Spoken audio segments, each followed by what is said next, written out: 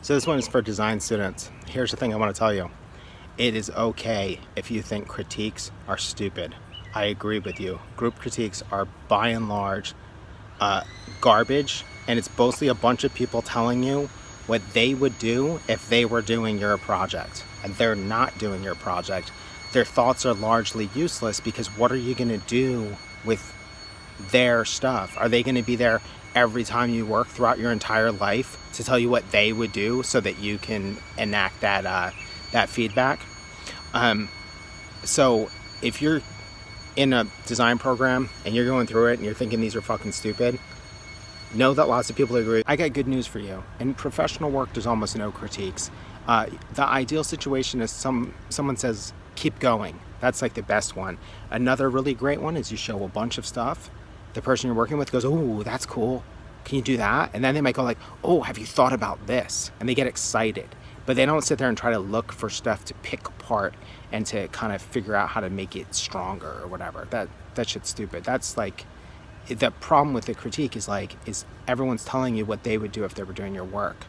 So blessing number one, you're not going to have to do them after your design program. Here's the thing to think about when you're in critiques though. The real benefit to being in a critique is learning how to talk about your work. The defending it is not so important, but learning how to talk about your work is amazing. The other thing that is really powerful for you is the ability to look at work and articulate what you think is working about it and what is holding it back. So start to get away from the idea that you see something and aesthetically it's not your thing or you don't get it or whatever. Start to try to think about what's special about this and what could make it more itself. The reason to do that is not so you can help your fellow classmate, because they're not going to take your fucking advice. Nobody cares what you think. I think that's super apparent when you give an impassioned critique of something and you have all these great suggestions and no one ever does any of them, or they do them, they do a bad job, and then they go, but you guys said to do this. So the reason to critique the work is not to help anybody. The reason to critique the work is to articulate your thoughts and opinions on design and to figure out how to look at other stuff and make it better on its own terms, because that's a skill that is going to help you later. That's going to make you a better designer because it holds you to a higher standard, because you're constantly appraising stuff and you're articulating it, and it's going to make you be able to talk about design better. But then the other thing it's going to do is later on down the line, like let's say you're an art director or a creative director or whatever, you know, your job is not to make every designer that works for you make your work. Your job is to make every designer that works for you blossom.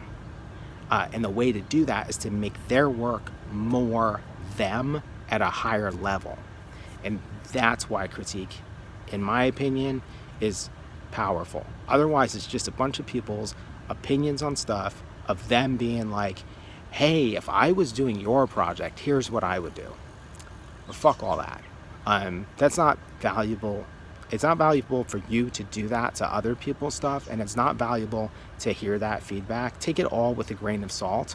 But when you're critiquing stuff, hold yourself to this level of what's special about this, and how could I help this person make it more special? Don't worry about whether the idea is good or not. Chances are most of the people you know have bad ideas. Don't try to help them have better ideas. You will fail miserably. Don't worry about whether their aesthetic references are entry level.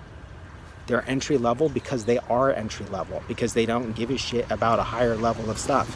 Not your problem. Your job is to look at that stuff, look at the DNA of it, and then just help them amplify it. They like hobo. I love hobo, so it doesn't really fucking matter. But if they like hobo, cool, encourage it. But make sure you push them to play with that space between letters to see if they can make it even better. That's going to be the real power of a critique, and that's going to be the skill that helps you later as a designer and as a practitioner. Hope you enjoyed that. I got nothing else. Beautiful night, birds. Thanks for watching.